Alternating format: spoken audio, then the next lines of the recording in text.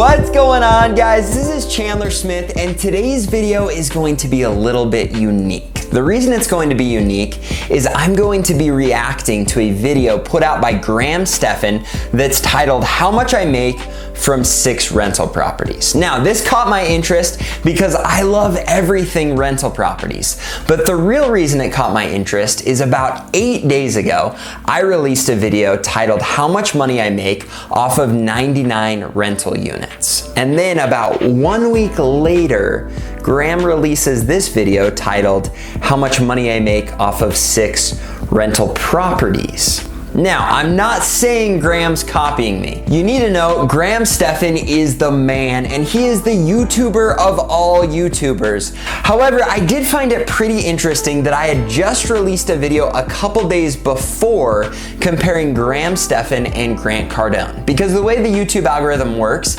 is it pushes stuff about you. As a matter of fact, anytime anyone has made a video about me, it's always the first thing on my feed, and that's why I made that video comparing Grant Cardone and Graham Stephan, is I had high hopes that he would watch it. As a matter of fact, I even put in a heartfelt plea at the end for him to connect with me so I could come on his channel and talk about all of his huge YouTube success. However, I watched my phone all week and I never got the call from Graham. What I did get is Graham releasing a video title that is almost identical to the same video title I did about 1 week ago. So what I have to say to Graham Stephan is, Graham, I'm flattered. Now, this is me assuming that this is why you made this video. There's a good chance Graham never saw my video, but there's also a pretty good chance that he did. So with all of that being said, I want to jump in and react to this video titled How Much I Make from 6 Rental Properties, which,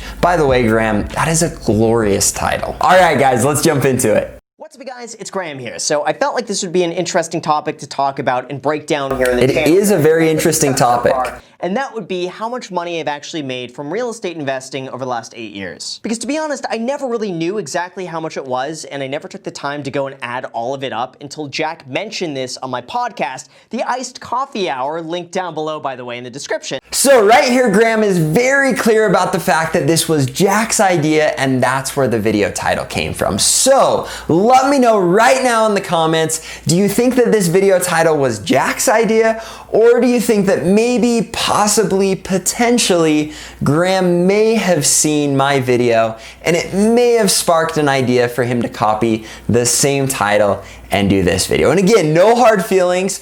All that I ask you to do is, either way, whether you think it was Graham, Jack, Chandler, just make sure to remember to smash that like button, and let's jump into the rest of the video. And then that question spun into this video topic today. So here's what I'm gonna do. I'm gonna break down exactly how much I've made from every single property that I have bought. I'll cover exactly how much I have invested in it, what it's worth right now, how much it makes. And after all of that, I'm gonna add it up and give you the final amount and compare that to what I would have made instead investing in the stock market. Just make sure to smash the like button for the YouTube algorithm. So like Graham said, just remember to push the like button. All right, let's talk about the first property. I bought a single family home in San Bernardino, California in 2012 for $59,500. Now here's the thing, generally in real estate, you're gonna make mistakes your first few deals no matter how far ahead you prepare yourself in advance, and this one was no exception. I made just about every mistake you could think of from start to finish, and here's a few examples. First of all, I paid cash for this home, which is always a big no-no when it comes to real estate. And even worse was that I had zero credit history by the time I went to a bank to try to get a loan.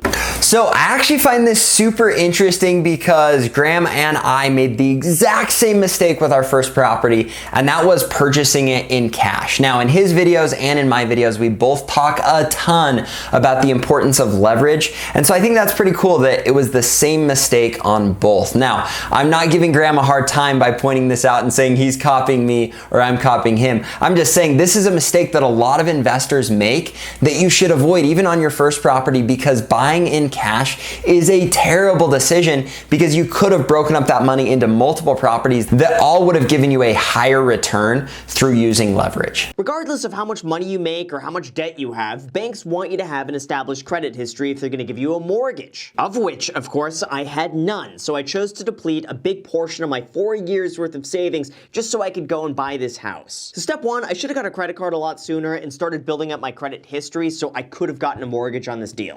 So this is something Graham preaches a ton, and it is incredible advice. I can't tell you how many people I run into that are wanting to get into investing in real estate and they have no credit history, and so they can't get a loan. And so then they're forced to decide whether they should continue to save and purchase a property in cash, or they need to take the time to build that credit history. So great advice. Make sure you're working now on building your credit. Even if you're 8 years old, go get yourself a credit card, all right, with the help of your parents to make sure you're not an idiot with that money.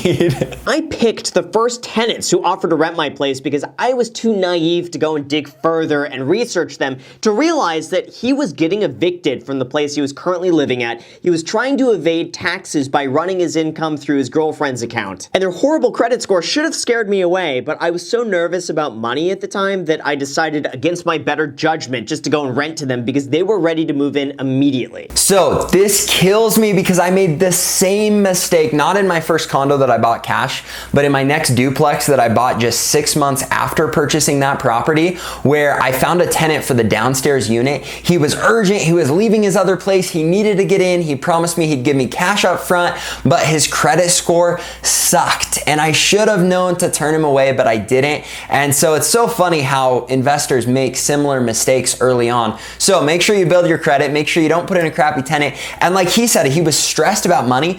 Don't stress. It's okay waiting an extra couple days to make sure you get a good tenant into your unit. Well, as I'm sure you would imagine, the guy was growing illegal stuff in the garage, and he stopped paying his rent, and he trashed the place after getting evicted. Now, this is one problem I never had, the illegal stuff. Actually, yeah, I have had tenants with illegal stuff. And since then, here's how much money I've made from this deal. So like I mentioned, I bought the house for $59,500 as a bank-owned short sale at literally the bottom of the market in 2012. I then spent $12,000 fixing it up and making it livable, and that means my total out-of-pocket cost and expense to own this home was $71,500. So if we go ahead and add everything up, I'm left with a total profit of $306,000 between home appreciation and net rental income over that time period. That also works out to be a total return of 527% all the way back since 2012. So guys, here's the deal. Graham Stephan purchases properties in California. I was so excited to watch this video because I wanted to just blast him on what a crappy return he's probably getting because he's investing in California.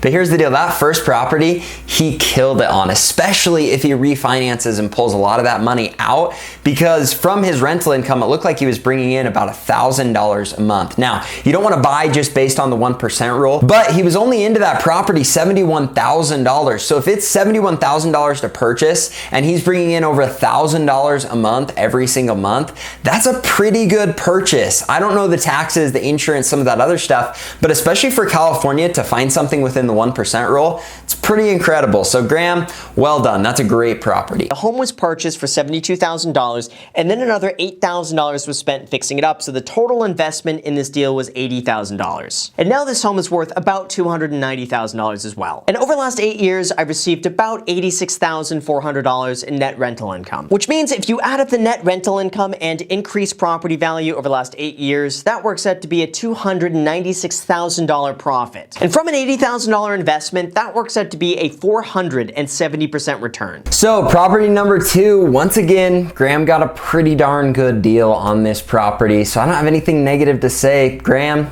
you're the man. Next, my third property was a 3-unit triplex that was bought for $125,000. So in preparation of maybe being able to close this deal and come to an agreement with the bank, I went and sold my dream car at the time, which is a 2006 Chrome Orange Lotus Elise. I actually considered passing up on this deal over a $10,000 difference in price. Thankfully, by the time the deal actually closed, I was able to make a little bit more money. I was able to get it fixed up, and after everything was said and done, I rented out all 3 of the units for about $2,100 a month. So Graham was not wanting to spend more than $115,000. He ended up spending $125,000, but then he said it was bringing in $2,100 in rents. So after looking at this deal, that's an incredible deal, again, which is nuts. I don't know how he's picking these up in California, because these are Idaho deals, all right? This is the kind of stuff I find around here that you're not supposed to be able to find in California. And so the reason that I love this video is so often I'll tell people, look, if you can't find property, then it's the way that you're finding property, all right? It doesn't matter what market you're in. If you look hard enough, you can find a deal that cash flows and meets your criteria. And so I love how Graham has been able to find deals that cash flow extremely well. I also love how he was willing to make the jump, because a lot of times people get in their mind, this is where a good deal is at, when it has nothing to do with where the return is at. All you need to know is if the return is good, and if the return is good, it's worth buying. Don't get greedy, all right? Yeah, you might get another $10,000 off, but if you lose a deal over $10,000, when even with paying that extra $10,000, it's a good deal with strong cash flow that meets your criteria, then you're gonna regret not pulling the trigger. So know what your criteria is. If it meets it, buy it. The one thing he said that made me a little nervous is when he said he wasn't gonna be able to pay his bills. I'm a big believer in making sure that you keep enough in reserves so that you're comfortable. Now, if you're trying to get into investing in real estate, maybe you take a gamble, maybe you take that risk, and it looks like it paid off big for him. But if he was really at a point where he wasn't sure where he was gonna find the next month's rent, and yet he bought another rental property, that sketches me out a little bit, because you wanna make sure you keep reserves so that you don't end up bottoms up. Bottoms up? I don't know. If you don't end up in a bad situation. This place was bought for $125,000, and then $15,000 was spent fixing it up. And right now, as of today, it's worth about $390,000. Which means the total profit from this deal is $394,000 between home appreciation and net rental income. So one thing I love that he shows, he has absolutely killed it on appreciation, and he's done really well on cash flow. So property number 3 gets a big check mark for being a killer deal yet again. Graham, I don't know how you do it. Although really quick, I want to thank our video sponsor today, simplysafe.com/Graham, to check this out and get one for yourself. So thank you so much, and we'll get back to the video here. Ooh, guys, so I never see this on Graham Stephan videos. And just so you know, when you're a YouTuber and you're trying to pump out 3 videos a week, it's rare that you make mistakes, but they do happen. But I just didn't believe it happened to Graham. He's like the YouTube legend. So watch this really quick. So thank you so much, and we'll get back to the video here. Guys, I love giving him a hard time because Graham is the man, and I cannot tell you how many videos I've posted where there have been pretty glaring mistakes. And so I love seeing someone like him, the YouTube legend, leaving a mistake in a video. So Graham, it's okay. It makes you human, and I loved seeing it. The other thing I wanted to add, he just did a Simply Safe ad. Pretty sure I'm gonna go buy that for my home now. I've got a Ring camera, but man, that was a really impressive pitch. The 4th property was purchased in 2016 in West Los Angeles for $780,000. Now this property was located in a part of Los Angeles. Okay, so he has jumped up in price point in a big way. I'm curious to see how the numbers come back on this one. Why would someone want to pay $1.5 million when they could just go and buy a place 10 minutes away for half the cost and get way more home? Like I mentioned, it was purchased in 2016 for $780,000. I was able to buy it with $150,000 down, and I got a mortgage for the rest at a fixed rate of 3.375%. I then spent another $60,000 fixing it up, so my total investment in this property was $210,000. And now it's worth, as of today, maybe we should create some suspense, some drumroll here, $1,250,000. Now, in addition to that, I've also made about $96,000 between net rental income and also paying down the mortgage. That means my total profit between increased home prices, mortgage equity, and net rental income is $506,000. So that means with a $210,000 investment out of pocket, I was able to make 240% back on my money over 4 years. Now, I find this very interesting because he says he made $96,000 net rental income and what he paid down on the mortgage. Now, what's interesting about this is he talking about net rental income after paying his mortgage expense. Like, is the interest being included in this, or is he just taking out the expense of the property? Is he maybe just using gross rental income? Like, it's a little hairy there, and he does say net, so it's probably not gross, but there's a good chance that $96,000 is him pulling the principal pay down, not taking out the interest against the net income on the property, which makes it look like a good number when in all reality he's got a lot of interest he's paying. Now, I don't know this, but in the other sections of the video he was very clear on the difference of like straight cash flow or just gross rental income. And he was pushing the gross rental income because we didn't know what the actual net was on the other properties. So this makes me a little hesitant. There's part of me that wonders if the deal on this one and the cash flow is not that great. With that being said, it sounds like it was a smart move. He recognized where there was going to be an increase in value so that he could force some appreciation, or I guess he knew appreciation was coming because of knowing this market. So he has done well as long as he can sell that property for more than what he bought it for, but you don't get that until you're able to refinance and pull that money out, or until you sell the property. So not saying it's a bad deal, but also when it comes to the cash flow and the actual consistent return he's getting, looks a little bit hairy on deal number 4. The other thing I want to point out is the first time when I saw the total profit, I thought that the number before wasn't for the whole time he's owned it, but just yearly, but it looks like it's for the whole time he's owned it. So now I'm very hesitant because it looks like he can't be cash flowing well on this property.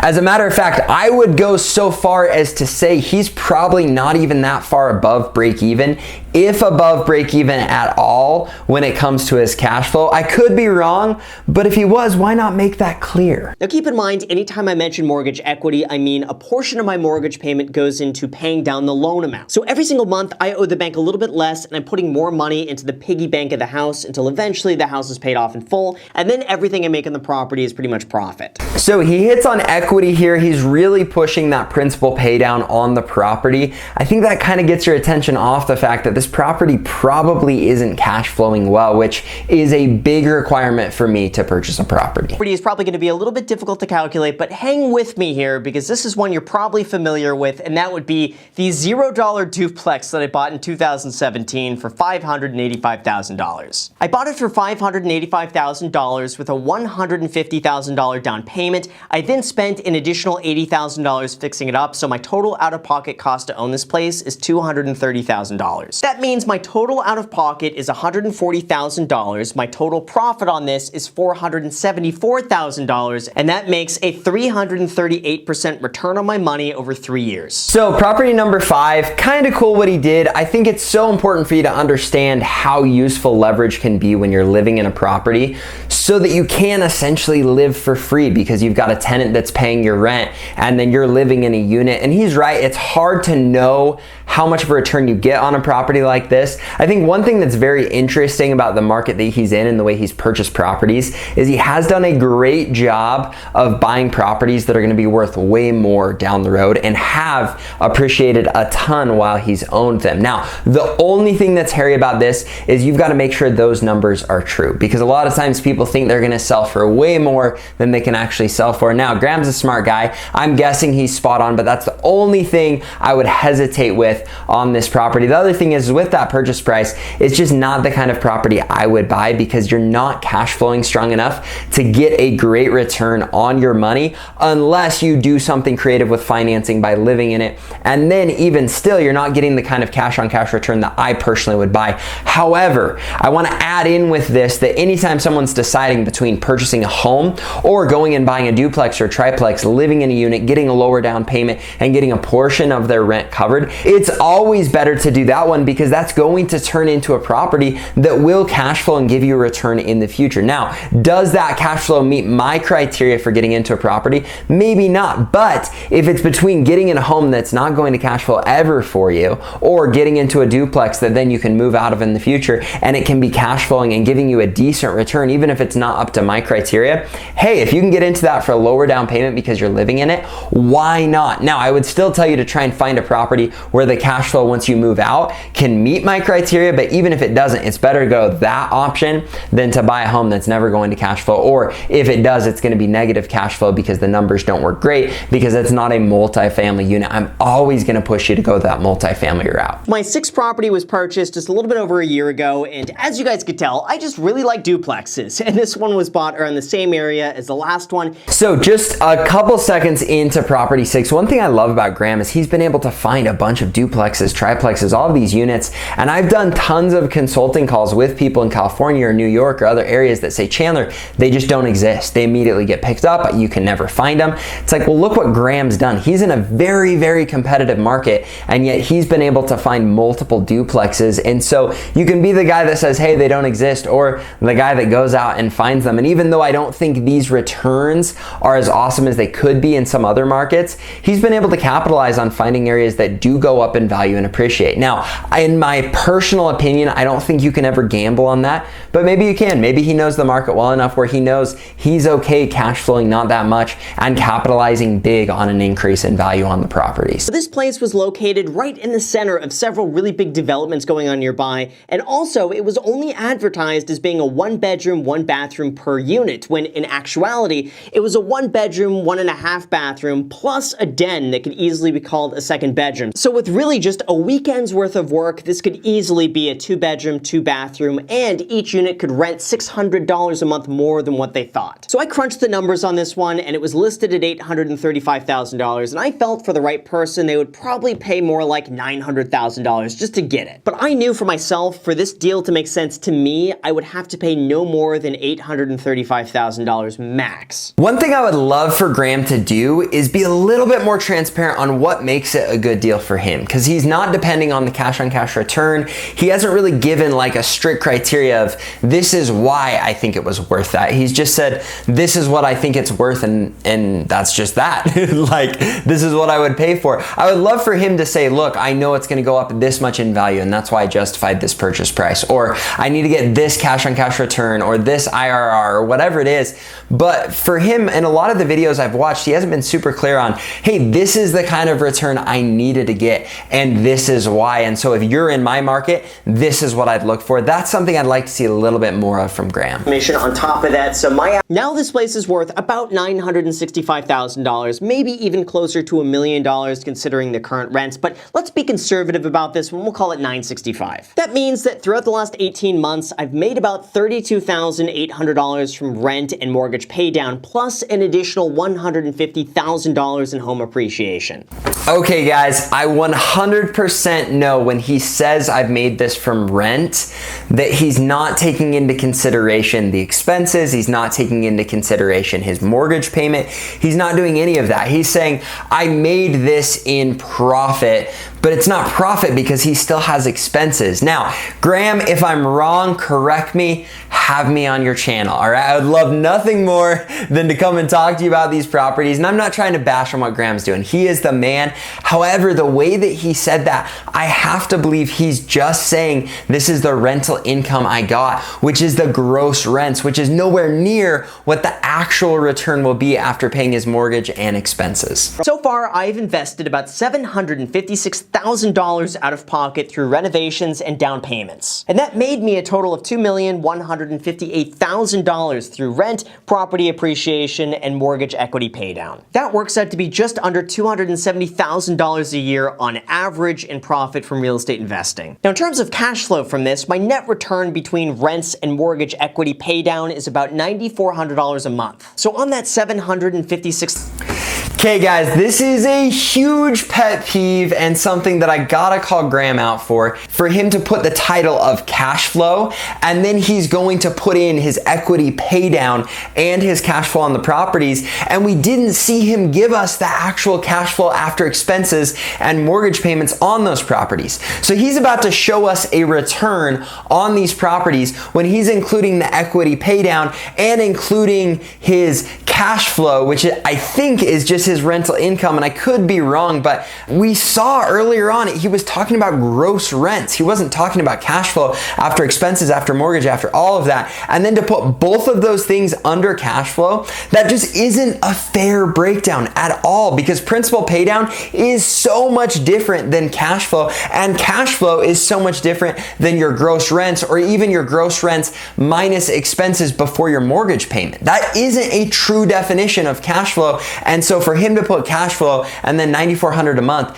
that's just garbage. And so, Graham, I love you, but like, $6,000 out-of-pocket investment, it works out to be a 14.92% return. So he's putting a 14.92% return on his money. I'm really hoping he's done the true cash flow, which means that he did take out his whole mortgage payment. He did take out all of his expenses, taxes, insurance, all of that, but it just isn't clear. And for him to add in that principal pay down, like, I'm not trying to be mean, I'm not trying to be over the top, but that's just not cash flow. That's not the definition of cash flow. That will never be the definition of cash flow. That's principal pay down and then cash flow. And that's even if you're giving us the true definition of cash flow. Now, doing this has made me significantly more money than I would have made just investing in the S&P 500 index fund, but with a few caveats. This was not a passive investment by any means until it's rented out, but even then, it still requires a little bit of work on my end. So Graham points out is a little bit of work on his end. That's why it's so important to get a property management company. With how much money he's making on YouTube and everything else, he needs to pay someone to manage these properties. It's not worth his time. Smash the like button, subscribe, hit the notification. All right, guys, I watched the whole video. First off, I need to let you know, I look up to Graham a ton. What he's done on YouTube is absolutely incredible. And for him to own 6 rental properties, that's awesome. He's done a great job. However, the returns on the properties at the end are not something that I personally would have purchased. Now, has he done well with those properties going up in value?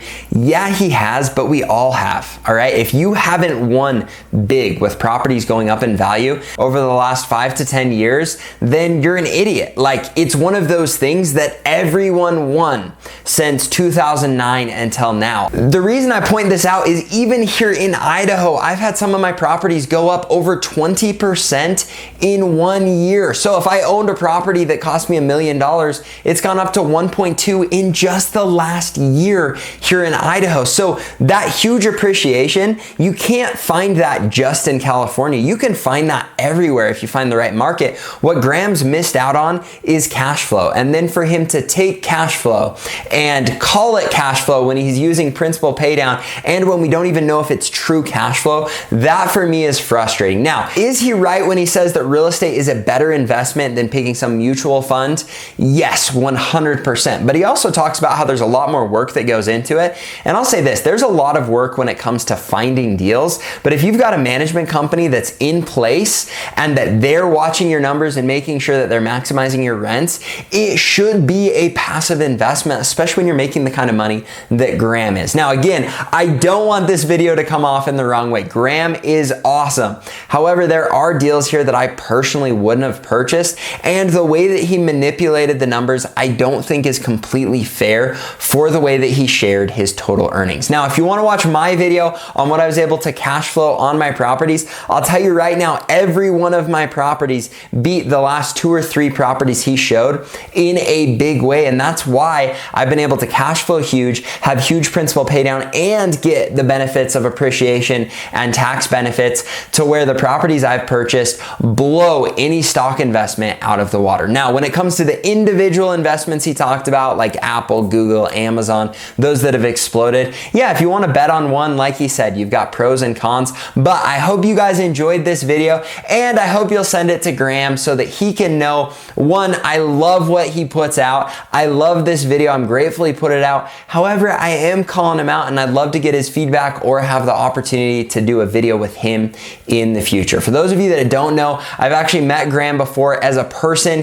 he's incredible. It was fun to hang out with him when I did at a Vegas conference. Oh, heck, it's been about 1.5 years ago. And so I would never want a video to come across as me calling him out or saying anything negative, because he really is the man, and I would love nothing more than to be able to do a video with him and get to know him better. But that cash flow portion, I think even he would have to come clean and say, yeah, that probably was a little over the top. And when you're a YouTuber, you're pumping out content that is there to help people. I'm sure this video has helped other people to see the value of investing in real estate, and that's the end goal. So if you guys enjoyed this video and you'd like future videos where I do critiques or I react to videos from Graham or other people, let me know in the comments. And if you enjoyed this one, make sure that you smash the like button, subscribe to the channel, and hit the little bell so that you can catch my future videos. Guys, thank you so much and have a great day.